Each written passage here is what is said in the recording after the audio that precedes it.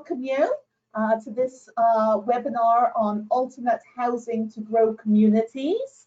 As you heard, this session is being recorded and will be added to the API YouTube channel. So feel free to share that information if others are interested in seeing this presentation. So before introducing our speaker, Jill Snow, let me just review the agenda. So Jill is going to present for about 40 to 45 minutes, which will follow up with a question and answer period. You can certainly use in the course of her presentation the chat function if anyone has any questions.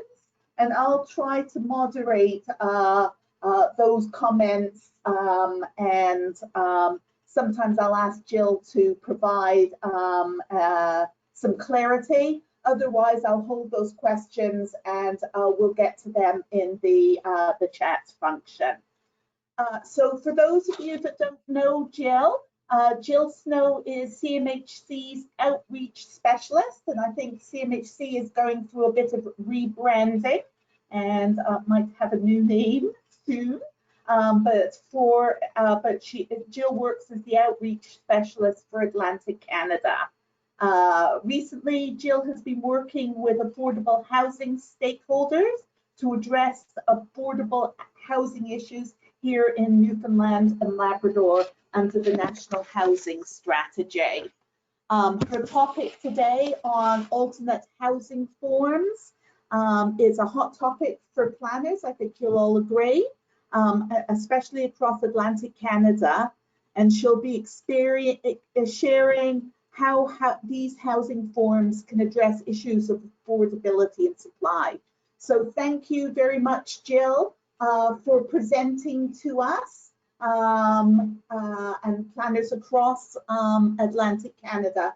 And I see at the moment we've got about 37 or 38 participants, which is excellent. Wonderful. Wonderful. Well, thank you, Elaine. I really appreciate the introduction, and thank you everyone for taking your lunch hour. If you're here in St. John's, I know it's a beautiful one outdoors, so I really appreciate your time today and spending your lunchtime with me. Again, as Elaine mentioned, my name is Jill Snow, and I am the outreach specialist for Atlantic Canada. My role is really to transfer knowledge around housing, as we're going to do here today, identify new players to the affordable housing market, as well as to facilitate partnerships in creating and repairing affordable housing right across Atlantic.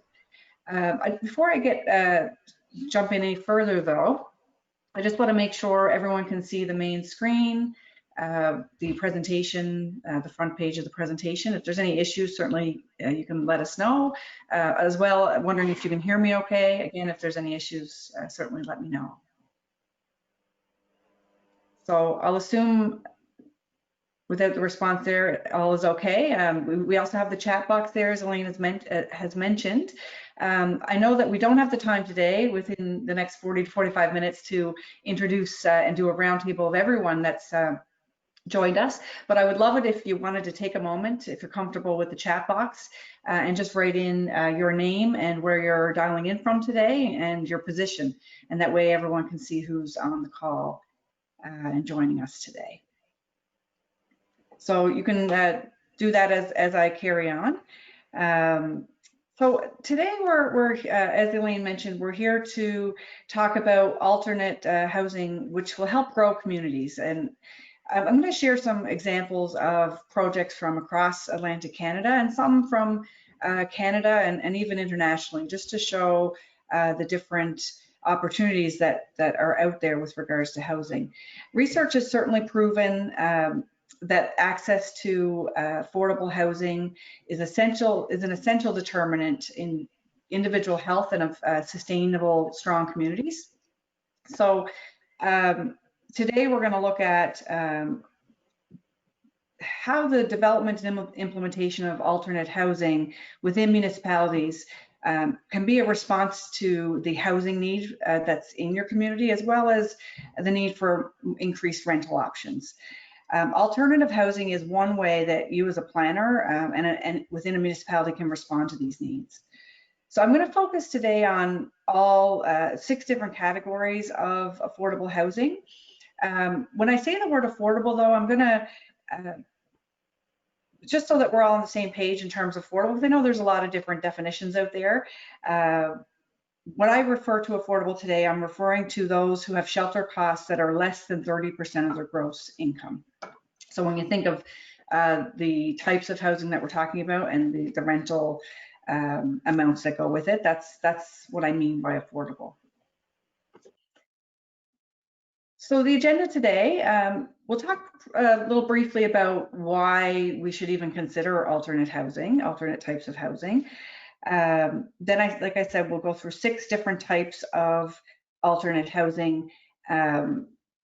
We'll just talk really briefly, just to set the context of what those types are, and then run through the benefits and issues that you might face in your community with regards to those types of housing.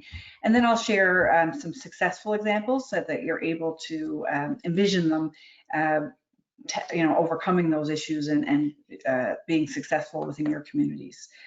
Then I'll move to some of the success factors that we've uncovered through those successful projects, as well as the impacts to your municipalities by having those alternate forms of housing, and some tools that you can consider within your municipalities to grow alternate forms of housing in your area. And lastly, I'm going to touch on a very brief high-level overview of the programs that we have to support alternate forms of housing, and also some new programs that have just been recently announced that you may hear more about in the coming weeks, and some resources you can draw on related to alternative forms of housing. So we've got a pretty full agenda, so I think I'll just dive right in.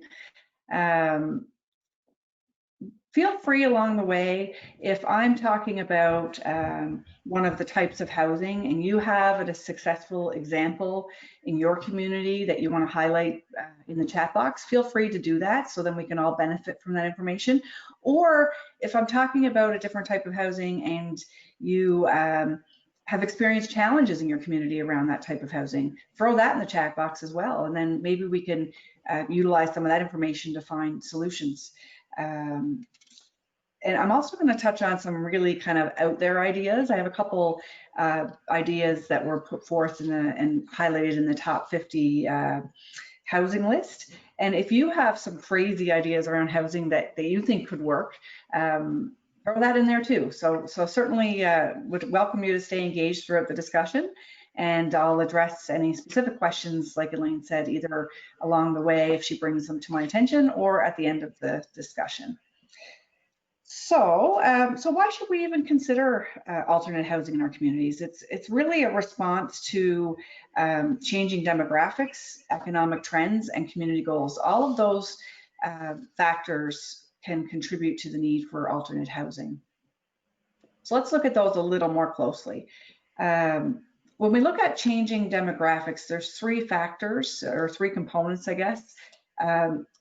Housing size, composition, and aging population. So we have noticed trends around household size decreasing across the country, along with the composition of that housing that can change anywhere along the life cycle, really. And when you look at aging population, for the first time ever in Canada, there are more people in the age 65 and over than there are in the category of age 15 and under. According to Stats Canada. So I would suggest in Atlantic, over 65, we are likely even a higher percentage in that category than across the country.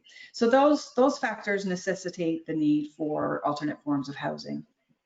When we look at economic trends, some factors to consider here is around home prices, vacancy rates, and affordable housing. So, sorry, was somebody trying to jump in there? No, we're just seeing people signing in, Jill. Okay, perfect. Yeah, I just heard a little bit of feedback. I wasn't sure. So when we look at home prices, we're seeing across the country and certainly in our area as well, that there seems to be either a holding or a rising of the average price of homes. that can necessitate the needs for alternate types of housing that are more affordable.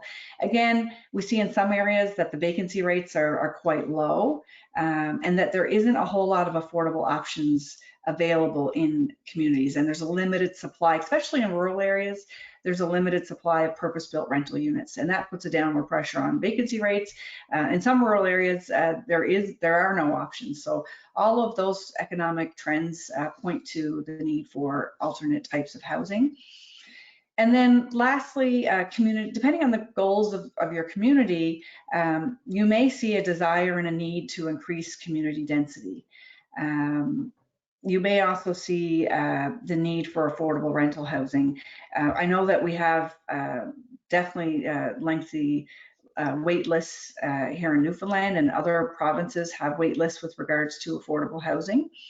We're certainly working as a group to engage communities and engage different stakeholders to build more affordable housing or repair existing affordable housing, but it certainly is definitely a challenge. So those are some other goals that can contribute to the need for alternate types of housing. So I mentioned that we're going to talk about 6 categories, and these can be referred to as many different types of housing, and I'll touch on that a bit.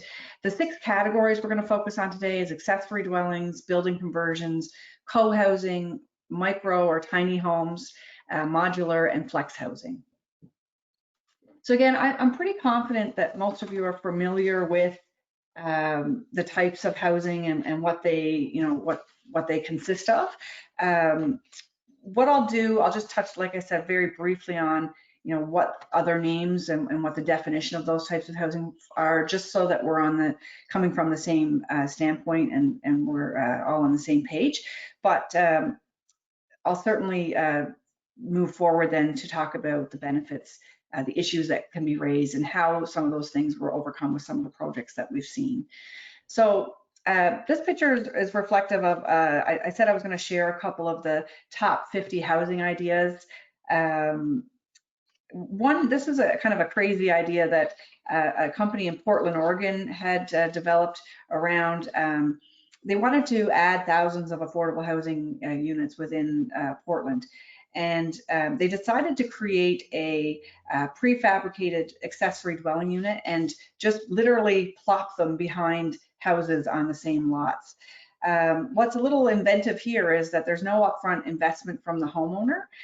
There's no need for them to manage construction. They are funding all of this through private investment loans, and the company is paying the cost of and the installation of the prefab unit, with the exception of the site and utility preparation, and they're hooking up the utilities through a sub-meter on the main house. And then they've created a 25-year ground lease. And what they're doing is they're taking the rents that they collect and they're managing the properties or these units, and they're giving 30% of the rents to the homeowner and keeping 70%. And then at the end of the 25-year lease, the homeowner then assumes ownership of that unit. So it's a way to create a number of units within Portland that were desperately needed. They're also selling these if someone just wants to buy one from their own lot at $125,000 a piece, so fairly affordable. Just a reminder, if you have any crazy ideas that you've thought of or you've seen, throw them in the chat box, and we can all benefit from that creativity and innovation as well. So I'll move through to accessory dwellings, and you may hear those referred to as secondary suites, garden suites, basement apartments. I know are quite common here in Newfoundland. In-law suites, granny suites, even laneway and coach housing. There could be an argument that that's a separate category. For today, I'm just going to lump it all into one, because in Atlantic Canada, I don't know that they're defined the same way as maybe a laneway in Toronto, for example. As you can see by the pictorial here, they can be attached. They're independent dwellings with their separate kitchen and bathroom, and can be within the dwelling or an accessory to the dwelling. So the benefits to the homeowner, of course, is that it subsidizes the mortgage and the maintenance costs. And it also can help, and this happens quite often here in Newfoundland, as you know, that the basement apartment is set up to help the mortgage or the homeowner qualify for the mortgage, especially in light of all the changes to the mortgage insurance rules over the past year or so, or few years. The homeowner can also benefit from the revitalization of existing neighborhoods, so getting more diversity within their community. This type of dwelling also helps assist elderly homeowners that want to remain in their homes. So maybe there's an arrangement where the homeowner, you know, is unable to take care of maintenance, or unable to, you know, they feel a lower level of security living by themselves. So they have the ability with an accessory dwelling to have more comfort around those two pieces. Another benefit is that there's an opportunity to have, you know, maybe your in-laws or some family members live very close to you that can help support you in other ways as well. The benefits to the tenants is certainly around increasing the rental options. So not only the options of the number or the type of options that they have access to, but also the location. So oftentimes, in those lower density single family neighborhoods, there's little rental options, but those are the areas where they might be closer to schools or closer to you know, recreation or you know, shopping. So this gives an opportunity for tenants to, or for tenants to be able to live in those areas as well in an affordable way. The benefit as well is that the affordable rental stock is enhanced, and you can accommodate changing households. So if you're a growing family, you can look for larger units, or if you're downsizing, you have the opportunity to accommodate that as well through these accessory dwellings. Certainly, you know, there's been a large number of benefits in having accessory dwellings allowed within community regulations. There has been some issues around illegal secondary suites, of course, as I'm sure you're aware, where the unit might not be paying their fair share of taxes. There's also concerns around, you know, there's also some definite parking concerns. There could be creating some on-street parking issues. There's unsafe living conditions, especially for those, you know, those units that aren't created with the proper permits. There could be some issues related to health concerns with the units as well. Instability of rental housing supply. So there could be, you know, units that are created that aren't up to code. They could be also removed very quickly from the market. So if, you know, something might be available, I know with the hosting of short-term rentals through Airbnb, that's become an issue with regards to secondary suites and affected the stability of the rental housing supply within this category. There's challenges in obtaining approvals, of course, in particular neighborhoods, depending on, you know, you could have some, I've seen this in my neighborhood, actually. I live in the east end of St. John's. You could have some NIMBY concerns around how it's going to impact the character of the neighborhood or the traffic flow, for example. And then there's some issues around significant development costs, especially now in light of COVID and the impact it's had on materials and pricing and availability of people to do the work, implement this type of unit on a property as well. So those are some of the issues that have been identified. There's been, it's a little while ago, but I read a literature review that identifies, it's dated back to, I believe, you know, 2015, so it's a little dated. However, it was interesting because there was 2 Atlantic examples of case studies of implementing accessory dwellings within those communities.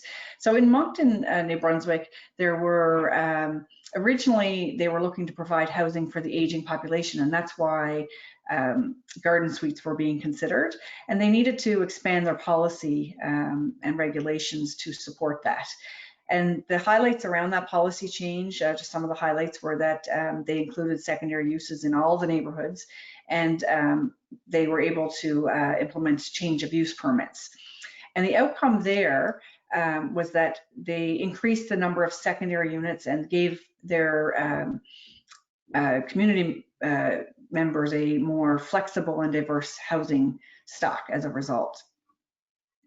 There was also a study done here in Newfoundland, and in this instance, we had a goal. I believe it's increased quite significantly since then, but in 2015, there was a goal of 200 new affordable housing units in the market. I know the new 10-year affordable housing plan certainly has higher goals now, current day, but part of, at the time, the policy highlights were that, and many of you probably remember this if you were around then, there was development in most mixed-use rural zones and single detached dwellings, and we see that quite a bit in our stock here. That increased significantly the affordable housing supply, the rental supply, and contributed to actually attaining those goals by 2017 of 200 new affordable housing units. So that's the first category with regards to accessory dwellings. Does anyone have any comments they'd like to throw in the chat of some successes in their area or any challenges they're having? I encourage you to do that now, and we can take a look at them either throughout the discussion or at the end. I'll keep moving along. Just Erica come in with quite a detailed question about health impact assessments, and maybe we'll hold that one to the end, Jill, because I can see that it'll cover all of the categories that you're going to be talking about. Okay. All right. We'll look at that at the end, and certainly if there's something that I don't have the answer to today, I'll ensure that I get back to you with that. If it's a little more detail and depending on the time we have, I can certainly follow up with any of those questions as well. But we'll look at tackling them that one near the end then. Thank you. So the next category is around building conversions, and of course a conversion is defined as a change in the function or the change of the use. So we're seeing a whole lot of conversions right across the country, anything from shopping malls and churches, commercial warehouses, even office spaces being converted to being suitable for residential use. A lot of hotels as well, especially in the rural areas. We're seeing that trend. And it certainly has been over a number of years. There's also a building adaptation, which is just for the sake of being on the same page, I'm sure most are aware, means the process of adjusting and altering the building just to meet new requirements. So it's a little bit different. For the purposes here today that I'll showcase now in a moment is a conversion of a commercial building in the Atlantic region. So of course, some benefits there, again, going back to that whole revitalization piece.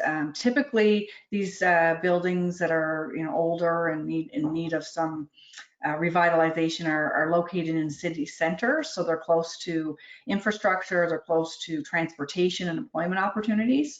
There's also an argument for the lower environmental costs of converting buildings as opposed to building new ones. So it's another benefit to building conversions. And then, of course, I mentioned being close to employment opportunities based on the location.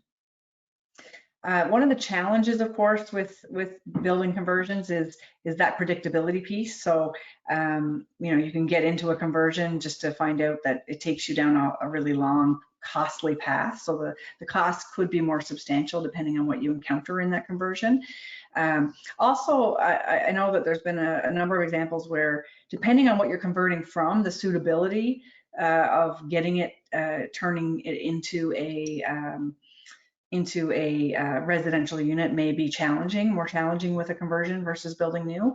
And then, again, there could be parking issues depending on, again, what you've converted it from. And sometimes, especially when, engaging in some of the funding that's available, there could be some impact to how do you convert a building in a way that's most efficient and accessible to be able to achieve what's required in some of these funding programs. So those are some issues that we've seen. In Cape Breton, there's recently been the Cape Breton Community Housing Association created a emergency shelter out of converting a commercial building. And it's used to support men, women, and youth in Sydney, Nova Scotia. they're going to achieve their savings in energy efficiency and reduction in gas house emissions. They were given some support through the federal government, through our programming that I'll touch on here at the end. And they have a 24 on-site support for individuals that need access to those beds. It's a 20-bed shelter with 8 accessible beds. And the province also came to support the project as well. So we've seen various projects, through conversion, and they've been quite successful. So it's certainly something that could be considered in your community as well. Oh, sorry, I think that just clicked to a different area there. So again, if you have any successes in building conversion, throw them in the chat, or if you have any ideas or you've experienced challenges other than the ones I've mentioned, I'd love to hear about it. The next category focuses on co-housing, and this is quite a trend throughout the world, actually. Co-living can refer to, we can talk about co-living, co-housing, co-ownership, shared equity, home sharing. They're all forms of some variation of either individual units where you're within a common shared space and you have your own individual unit, or it could be that you're sharing the actual space itself in the area of co-living. We've seen some of these attempted here in Newfoundland as well. I know there was a home sharing program. I don't believe it still exists. So this may be, contributing in some of the barriers around co-living, I guess, is there is a lack of regulatory framework around it, and I think that's created some issues in having these become successful. However, I know that this kind of model was created in Denmark in, I think, 50 years ago. So there's quite a history of success in the co-housing type model. Some of the benefits are, and I'll share some examples in Atlantic Canada with you now in a moment. Some of the benefits, of course, is there's the opportunity for sharing resources and costs and responsibilities. I've worked with a number of some local people as well as across Atlantic that have really described their project and how excited they are to be able to create that real community support. And it's done in a way that it's much more affordable than if the alternative in some communities. Some of the barriers, again, that regulatory piece, but also the lack of awareness of what co-housing is. There's often a lot of complexity in that getting this system to work. So up front, there's some more administrative costs, in terms of ensuring that everybody's rights are protected from a legal perspective, and what's going to happen if it dissolves and that sort of thing. And then there's some uncertainty as well around resale values for those that want to go into a shared equity model, and what would it look like when they decide to move to a different type of housing. So in Atlantic Canada, so I mentioned, there are, this concept emerged in Denmark about 50 years ago, and there's, I think, there's thousands of co-housing communities around the world. I think there's been 195 communities in North America alone. And these two projects are underway right now. One is called Wind Down, and the other one is the Treehouse Village. And this is a kind of a rendering of the Wind Down project that you see here. Both are in the planning phases, and they will be the first in Atlantic Canada. And there, if you have the time to go check out these websites, there's a lot of detail on the communities themselves. There's a lot of shared green space, the opportunity for growing, being sustainable through growing their own food, and there's all kinds of benefits through this type of model. Also, I touched on home sharing briefly. This was a headline that I saw: seniors have too much house, millennials have none, and a business model was born. And that's been introduced quite successfully across the country. One thing that I think contributed to maybe the challenges here locally was that there's a very big upfront matchmaking piece that needs to be kind of coordinated by somebody. The CMHC is actually considering the development of an app to help municipalities with these types of programs. And there are already apps that have been developed to help support this type of alternate form of housing. But it's certainly, you know, there's certainly some benefits as well with regards to the piece I touched on earlier in being able to support each other and, you know, focus on the maintenance piece or the loneliness piece or the security piece. So there's some benefits to co-living and co-housing for sure. The next category, I kind of lumped in micro suite apartments, pocket suites, and tiny homes all into one. You know, this is kind of a newer trend that we're seeing, and we're seeing it right here in Newfoundland as well and across Atlantic. Actually, I believe Newfoundland was the first, in Stephenville, Newfoundland was the first example of tiny homes in our area. You know, micro apartments or tiny homes basically are named for their size. So under that 300 square foot for an apartment or 400 square feet typically is the measure for it being considered a tiny home. The benefits are, again, reduced maintenance costs, certainly a lighter carbon footprint, some potential for savings for the homeowner in terms of their heating costs, utility costs. I know the ones that were developed here in Stephenville were quite affordable, coming in around the, you know, 80,000 mark, I believe. And that was specific to home ownership. There are lots of tiny home rental examples across the country. The benefit as well is if you decide, and the regulations in a municipality allow for tiny homes, you can actually relocate the tiny home quite easily. So you're able to move to a new area but not have to change your home per se. Some issues, we're seeing this right across the country. There's issues around minimum size regulations.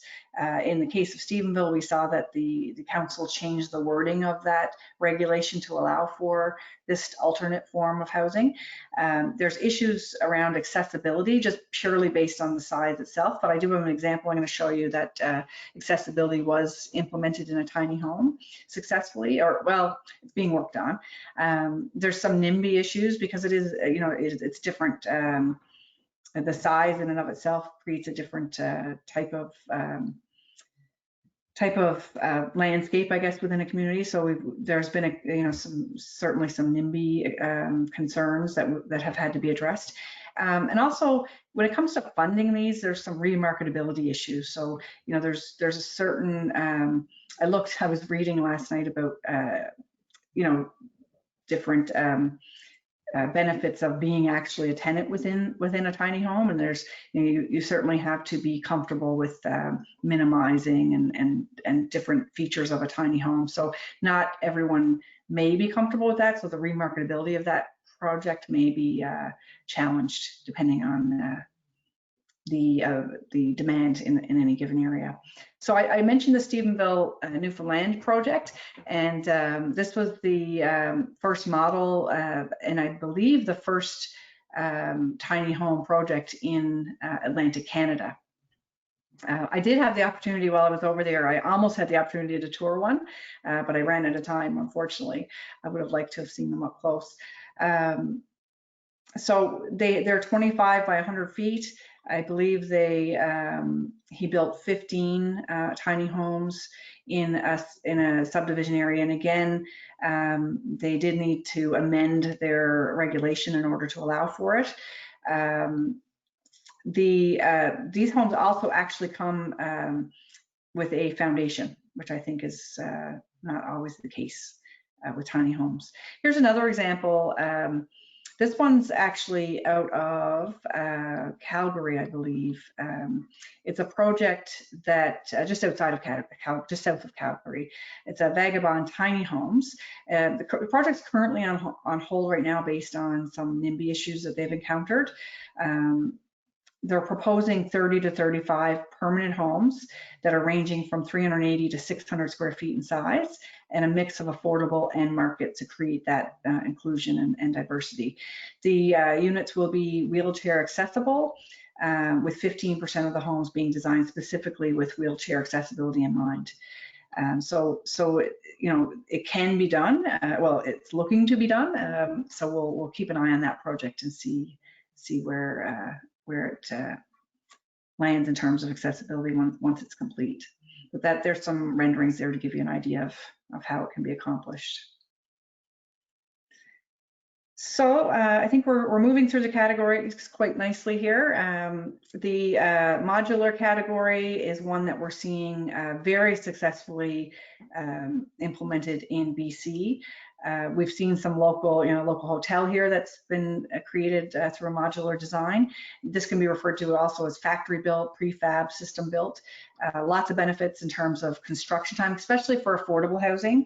And I'm going to talk about a new initiative shortly that or the federal government announced last week that also applies to modular construction. And the idea is we want to get some affordable housing units very rapidly into markets. So this is an option that significantly reduces construction turnaround time by almost 50%. It's built within a structure, so it's the opportunity for year-round production, for high quality, and things can be tested before it gets sent out. There's some certainty around the costs, of course, and the schedule, because it is more of a production type process.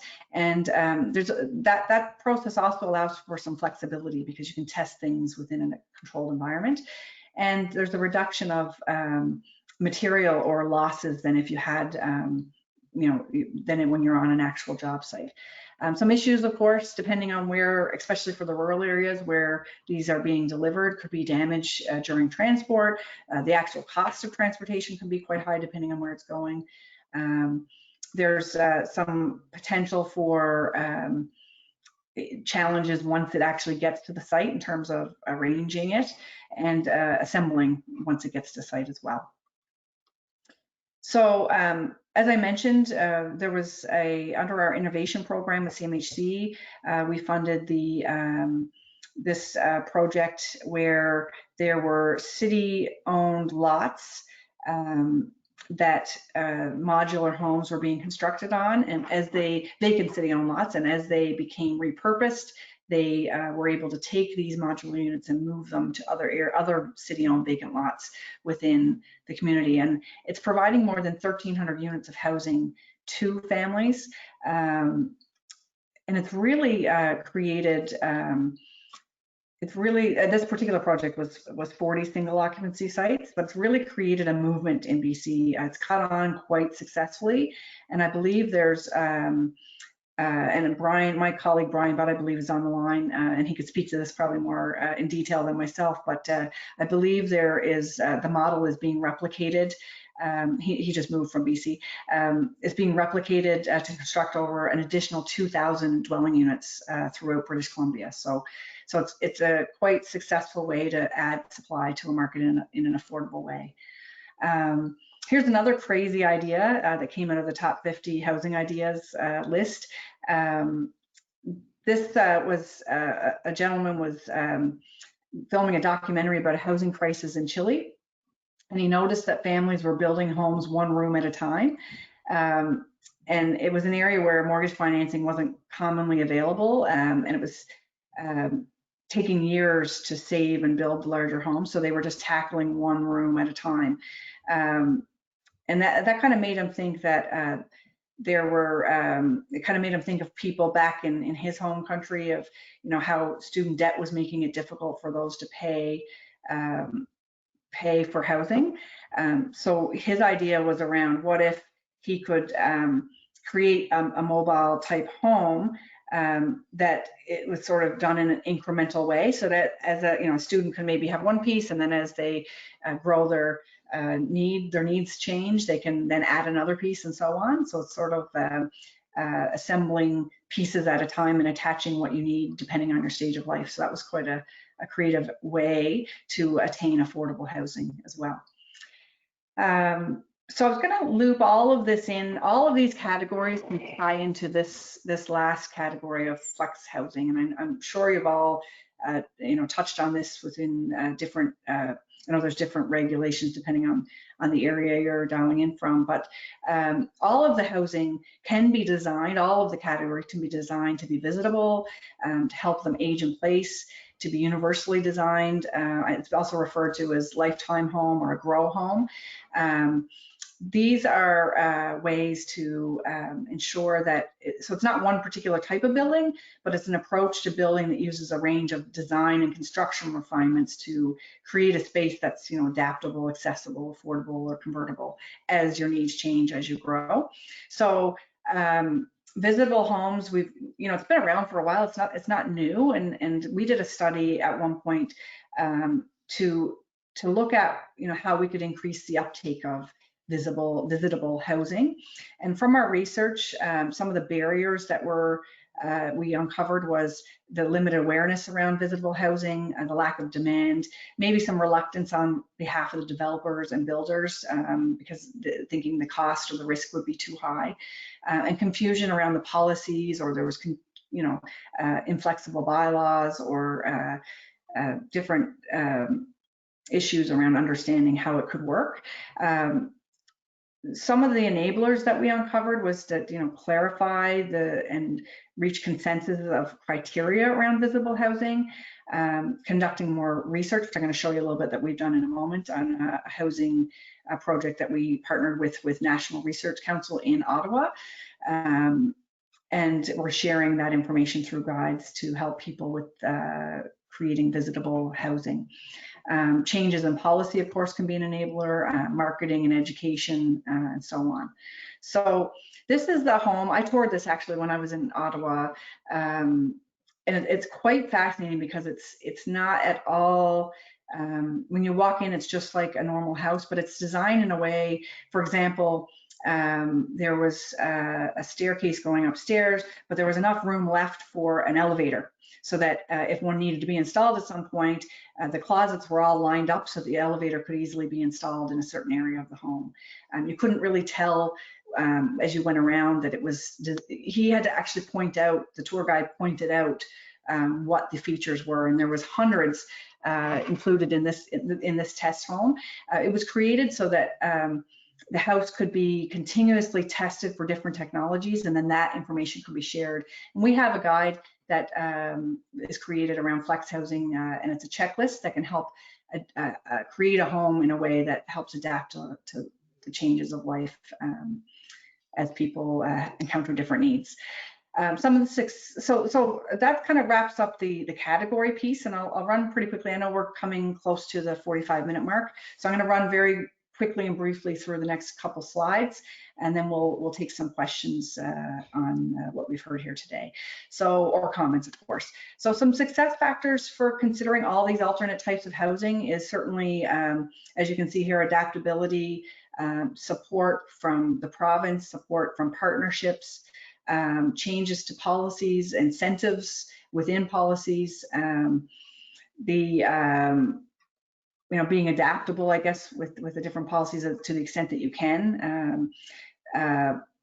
Education around the different types of housing, and the balance between the regulations kind of contributing to a safe rental housing neighborhood, but also maintaining character within that neighborhood. Then there's data that we definitely need to get more data on these different types of housing within certainly rural communities, but the data is, being able to access data has been attributed to being a success factor in being able to create alternate forms of housing within communities.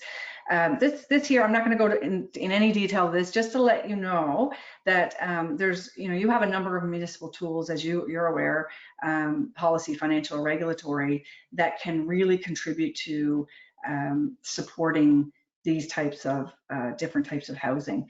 So that can be achieved through, there's some, what we've done here is included some examples of what we've seen that have helped these projects be successful. And I can share this presentation afterwards, Elaine, if you wouldn't mind flipping it out, and that way you can, view some of these in a little more detail. and certainly come back to me with any questions. So on the API website, Jill. Perfect. So there is some municipal really positive impacts to municipalities, of course. We can increase the affordable housing stock, as I've talked about. There's also the ability to give it more of a gradual intensification of housing, so increasing that density more gradually and the income mix a little more gradually by using alternate forms of housing.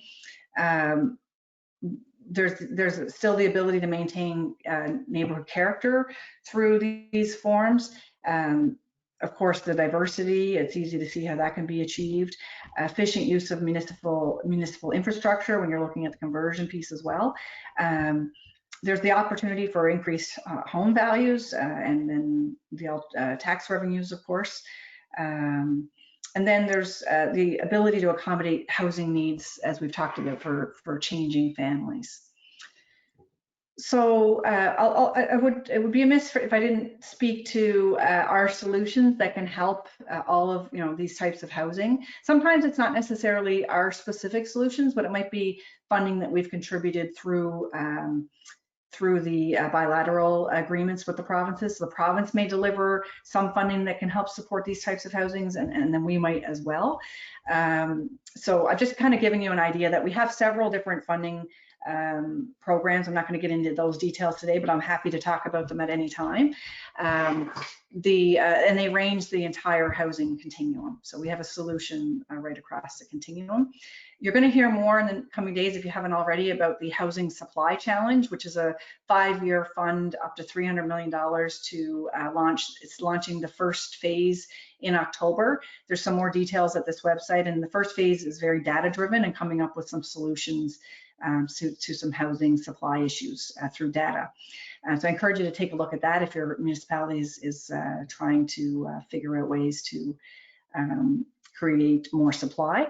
As well, you may have heard of the Rapid Housing Initiative, and I mentioned earlier, that's going to be funds that can be utilized very quickly. I believe there's a,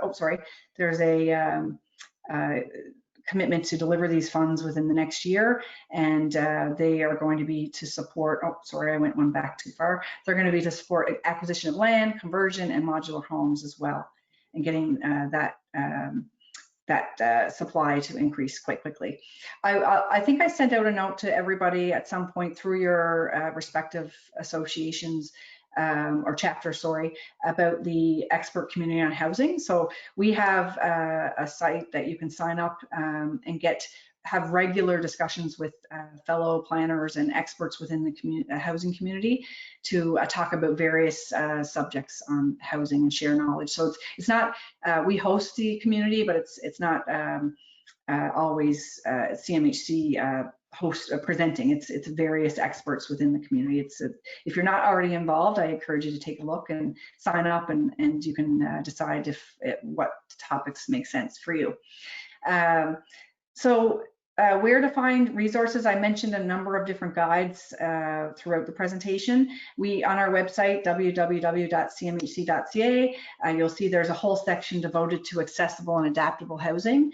And we have guides like the accessory dwellings, we have the flex housing checklist, and many others. One on accessory dwellings that can be used for yourselves or for sharing with people coming to you.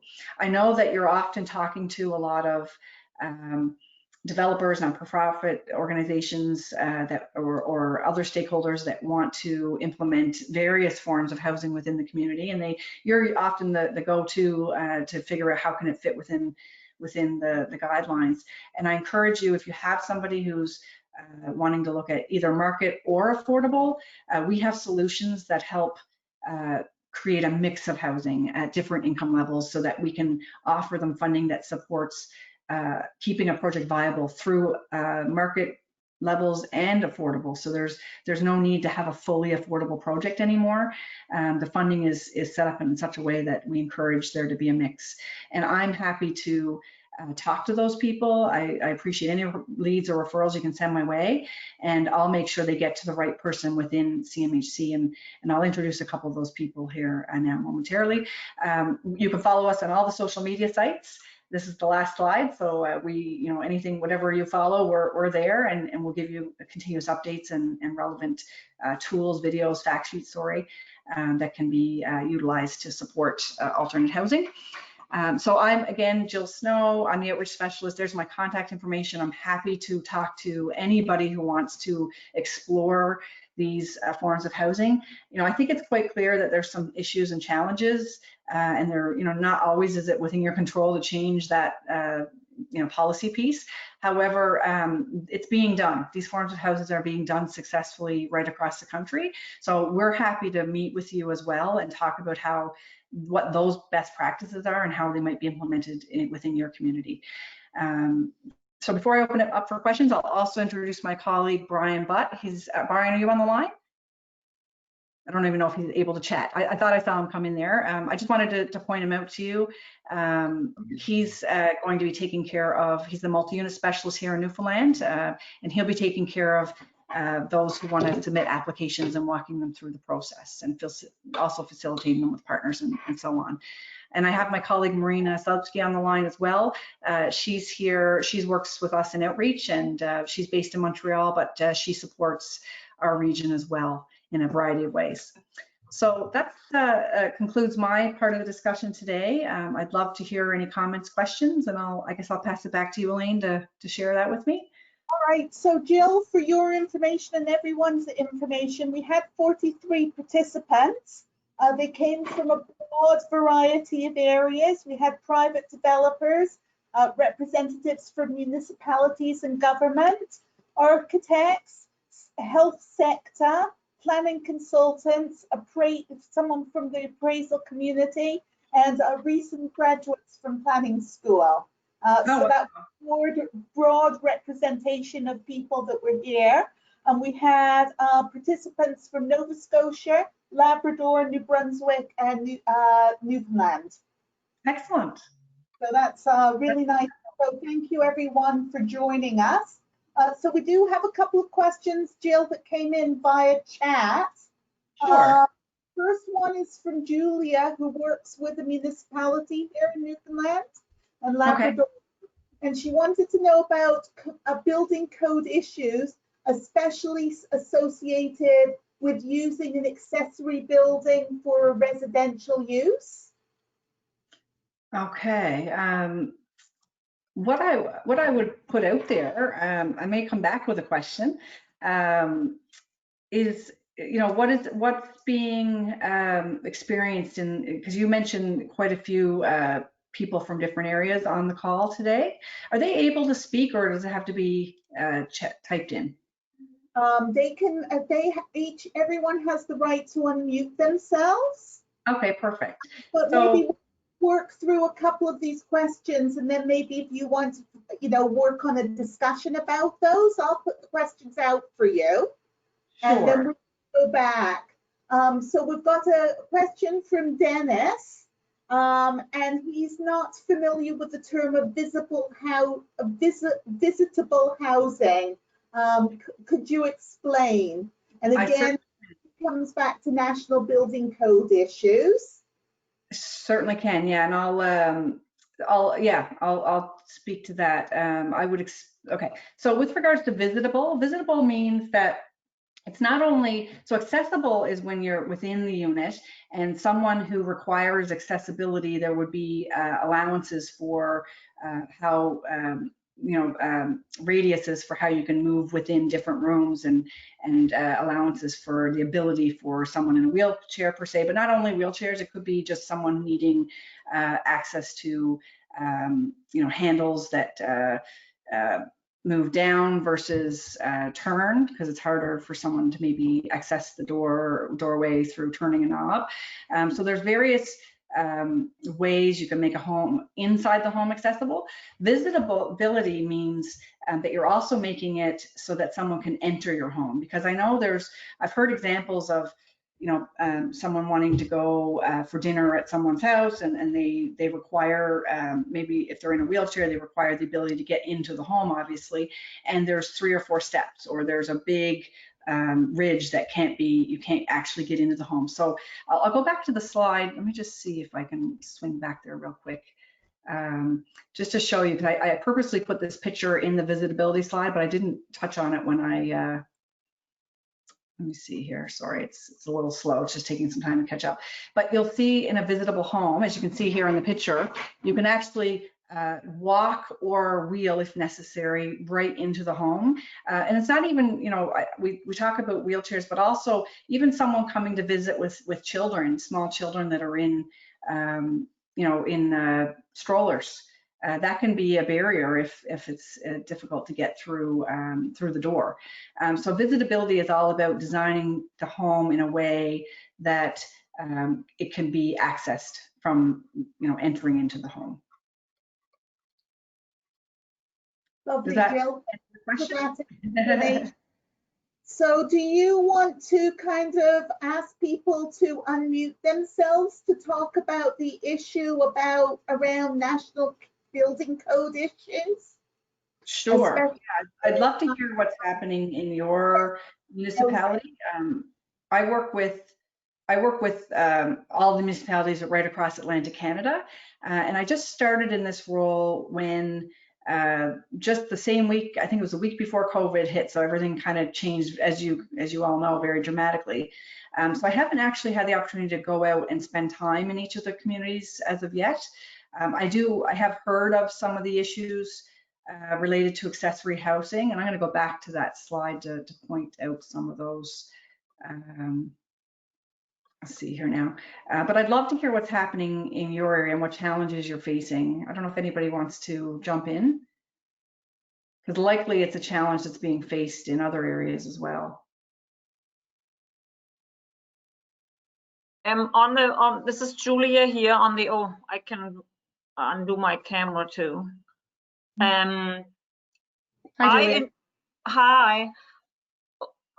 About 2 weeks ago, and I think other municipalities may have received a similar call, because I understand that the person was inquiring with a number of municipalities, received the question about container housing and you know, trying to out of shipping containers, and that it's been done in other municipalities, and of course we are bound by these types of structures meeting National Building Code standards. So I was just curious. I know way back when National Research Council had done some research, and there was still some questions outstanding on how these structures and modular structures can meet building code, and like the tiny homes, you know, being on wheels and how it's anchored to the ground and all of that.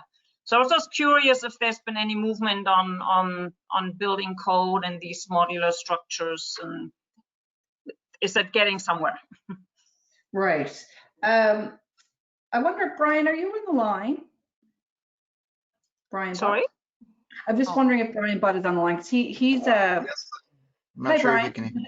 I don't know if okay. you would be comfortable speaking to. I know there's been more instances of this type of housing that was referenced in the BC area. Do you have any challenges that were identified that you could speak to, or any things that have been overcome, I guess? Yeah, for sure. Certainly what I did see in Vancouver, there was at least one container project, and in that case, the you know, there are certain widths and certain dimensions that the containers needed to be in order to meet the definition of a self-contained dwelling unit, and that included a kitchenette and a bathroom. I didn't have specific experience on the container repurposing, but certainly there are a couple examples with the Tara Women's Resource Center. I know that they did a successful project in Vancouver, so I can look that up and send it over to you if that's something that would be helpful. That certainly would be interesting. Yeah, in terms of some of the modular, that's been a little bit easier to address some of the building code and design requirements because you're starting from scratch and able to kind of prototype some of the structures. When you're working with a container, it's a fixed unit, so it's already a size. What ended up happening is that those containers are not cheap, actually, so they ended up being fairly expensive to try and repurpose. In the end, you know, it's probably better to build a permanent structure. But Thank you. Thank you, Brian. Yep. Yeah, we can certainly look for some resources around that piece and forward it as well, Elaine. All right, that's lovely. So Jill, the only other question that came in from Erica, and she was wondering whether there's any health impact assessments completed, you know, related to any of the projects through CMHC, decisions about secondary suites or additional seats units. And she said in her comment that she sees that the benefit of accessory suites with housing needs. There might be some issues to do with health and safety perspectives. And I think that that's some of the issues that Julie is getting to as well, to do with fire and life safety, accessibility, building code, all of those kinds of big regulatory pieces. Yeah, I think they're likely tied together, which maybe could even form the basis of another session, you know, with regards to this, you know, how some of these challenges have been addressed in other areas with related to these types of housing. I'm not aware of any specific assessment, but like you said, I think there would be a benefit to ensuring that that perspective is implemented through the development of an accessory dwelling for sure. But like I said, when I look for some of this information regarding the code, I'll keep an eye to that piece as well and forward what I find. All right, Jill, so I notice we're beginning to lose a bit of our audience. The hour has come to an end, and I really want to thank you on behalf of NLAP and the planners here in Newfoundland and Labrador, as well as API and the planners and participants from the other Atlantic provinces for your presentation. It was definitely interesting and a really good overview, especially with the case examples. I think we all appreciated that. So thank you very much. Thank you, Elaine. Thank you, everybody. I really appreciate your time. And I did notice one big idea that came through was Lego housing. So I'd love to hear more about that at another time. And just for the planners on the line, NLAP is planning another Planners Plate on November the 5th. And this is to do with municipal natural assessments. So a bit of a different topic, but I hope we'll have good participation. So thank you very much, Jill, and from everyone else from CMHC. I know that there was a number of your colleagues on the line as well. Thank you, and I'd also appreciate any feedback on the presentation. If you have the ability to collect that within NLAP and share it with us, we'd love that as well. All right, well, thanks very much, everyone, and thanks very much, Jill. Have a wonderful day, everyone. Thank you.